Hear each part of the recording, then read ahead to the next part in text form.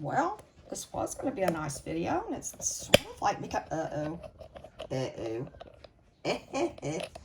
I hope I haven't broke something. Well, let's just see if it holds still. It's holding still yet. Okay, good. Yes, as you know, these are very amateur videos, okay. One of the most important things I do get asked, got asked this week about somebody was, how do I do raw meaty bones that is affordable for my dog or, you know, my dog. Okay, we don't do cats. One thing is that leg quarters, these are like 59 cents a pound sometimes. You can get them as low as like, it's always 79 cents. If you can't get it for 79, somebody's not shopping well. But all you do is you can go in the middle. You can use the scissors actually by just breaking between here if you want to, but you don't have to. When you get your baby home, I'm going to show you the easiest thing. I used to do this all the time. I have to do this for my Shih Tzu because she just cannot. She's 12. She can do what she wants. So kind of like Shirley MacLaine, just sort of like, you know, she's at that age. So what I just showing you how to do is, this is so fast. I don't even try to use something to strip the skin off. I literally just cut. Go down here, cut. It's like cutting a pair of pants off. It's so disgusting. And I told somebody the other day, I said, when you're looking at a thigh, and I must have already taken a chunk off because it's real rounded. You have this like real fleshy part over here. And there are no fatties in nature. Dogs are not supposed to have all that at one time. No. I mean, you can put it throughout the day and other places in their meal, another meal, but that, my dear, is more like the leg of a rabbit. That's more like the leg of a fat woman, like someone that's been sitting around like me late at night, okay? Or, you know, an American woman, generally speaking. All right, so when you're thinking about a raw meaty bone, it looks long and lean. I was saying to somebody that, you know, this is a guy. This is a, you know, a coach up there, one of our colleges, our local big colleges.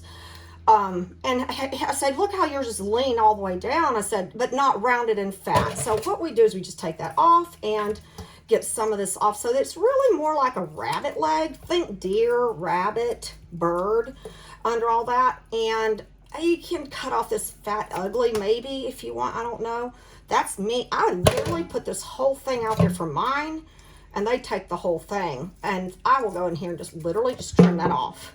Fat, get the excess fat off, and you're done. And give it to your baby in the morning, and it'll come back to you just decimated. You'll just see, just gnaw. They'll get a lot of this off, maybe the knuckle.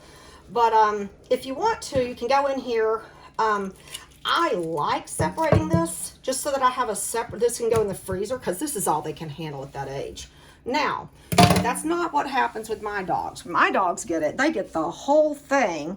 And when they're that big, they take the whole thing. Now, that's our sweet little Brandy Boo who just gave birth. And then the other one is waiting for hers. I'll let her have the other half. But this is not, you want the little one? You like that one?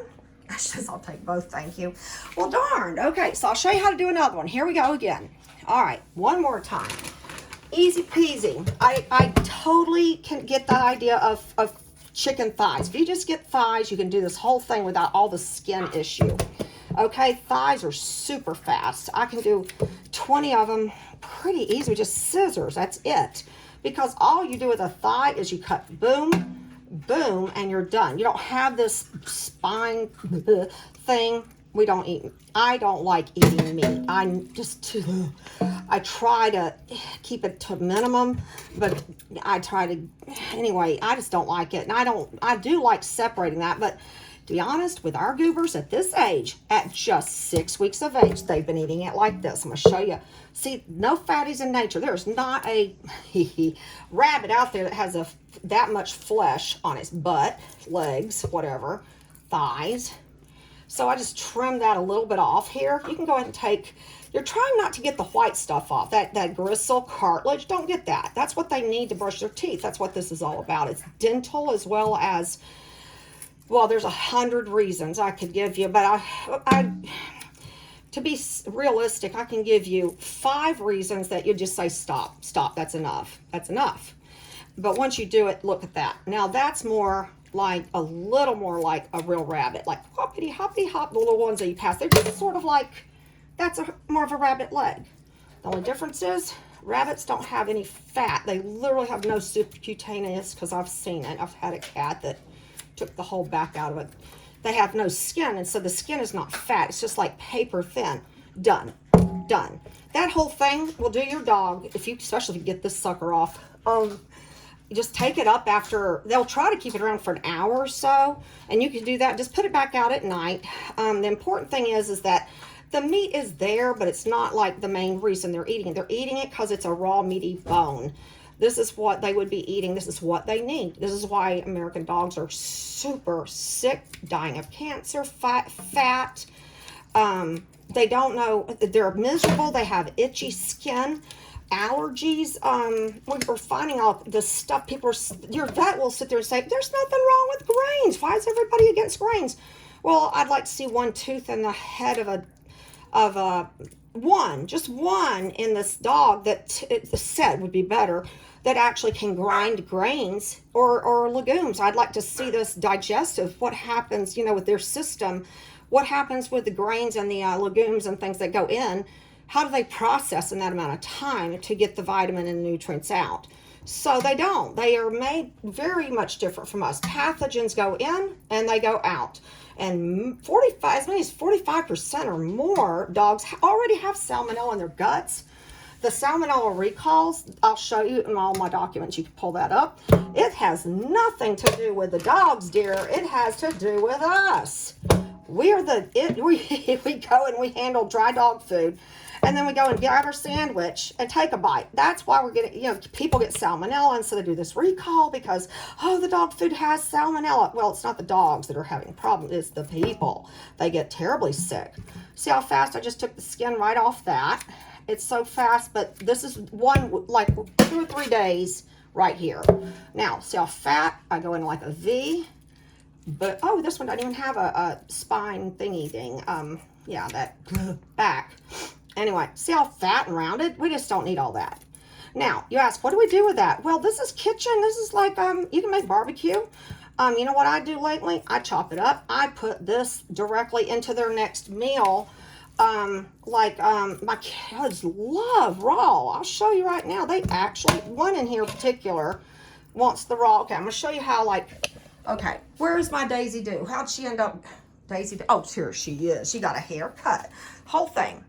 And the whole thing, you're going to eat it? Or have you got enough room? If she doesn't have room, she leaves it. What's wrong? You don't want that one, baby love? What? What do you want? Something better? Something different? What is it? I always like to listen to my dogs and see. She's a little miffed because I took all her hair off, and oh my gosh, look at her tail. That's what happens when you have all the puppies chewing on one poor dog. That's the resident dog. Okay, there she goes. She just wants to see if that's the best I've got. You know what? I'm sorry if that's not the best I've got. I'm trying. Here, they love that. Look at that little Shih Tzu. They love the raw chicken, and I don't want to cook it. You know why? There's so many good juices in this. They're good things. Like, they need the blood. They need the nasty stuff in between. There. That's what actually cleans their teeth. Talk to Dr. Becker. These people were schooled at our finest places you can get your education, but because their education, their actual work history was started in Europe and different, like other biological different types of jobs, they just got it. They just saw me, quickly. And there's a whole bunch of veterinarians who are on board with this. We have a team of them, literally. But yeah, this is not bad. Let's throw this right into the Honest Kitchen food. I feel like my dogs do better with a little more meat. I just think that these are add-ins. I throw in added protein. I'll do a big handful of chopped. All right, folks, just like this. You take it if you haven't learned about scissors, that's the fastest thing in the world. We don't use knives. Boom, boom, and then that is fat. So look, all that out of here. So we just do that. Oh, and there's that nice one, that little spine I told you about. You can cut those by hand. Look at that, your little sweet thing. Just don't give your sweet thing too small of one. They need it to be bigger than their head, okay? Let them bring it down, because their jaws are not made to go left and right. They're made to bite in and take in. Those canines are not meant to actually do more than just break it. You hear that? That is breaking. They break it, and it comes down the hatch. They don't grind. That's why they don't grind grains. They don't ferment grains. They don't have enough intestinal tract to do that. That's something that cows do.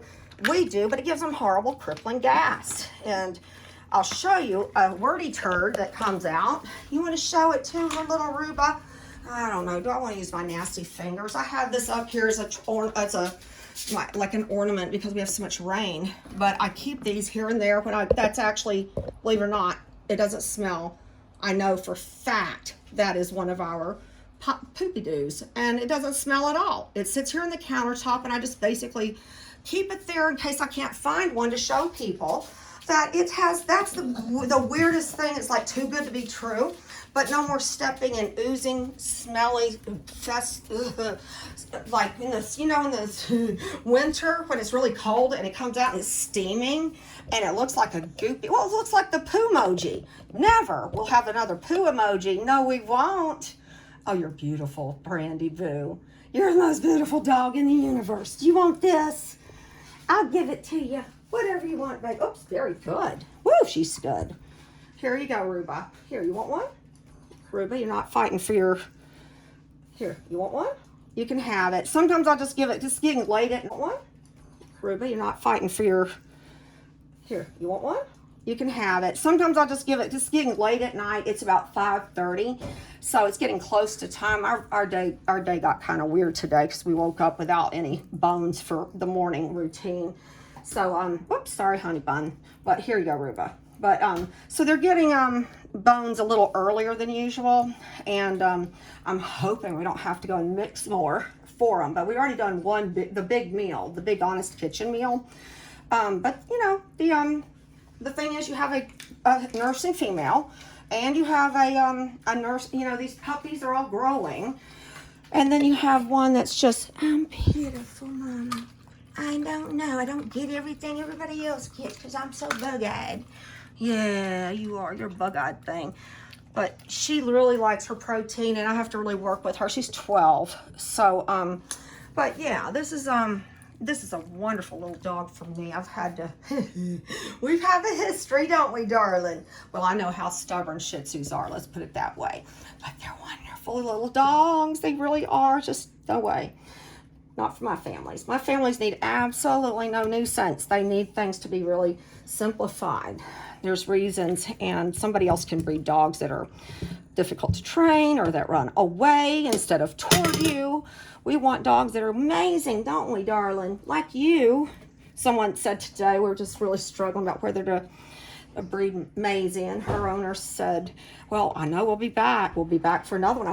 He said, if they're like her, and I said, they all are, trust me. If they're not, we don't breed them. If they're not, we only breed the parents that have the personalities we really want. So there you go. And I'm yakking way too much in this video, but boy, am I having fun.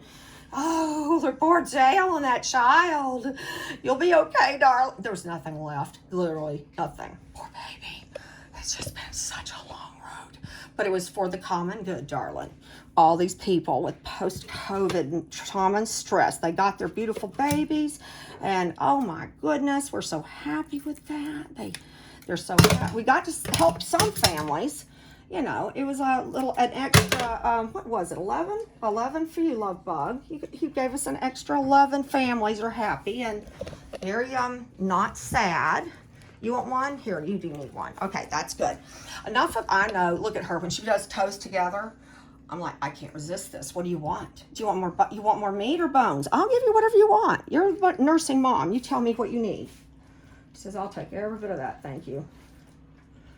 She eats a lot, but I'm trying to balance. So we're going to go in there and see if we can get her one of her little, what you call those, supplements and things that breeders know about that are really, really good for protecting the calcium levels. And there's a lot. So they're all weaning, though. Isn't that fun? We get to get a video of that, too, today.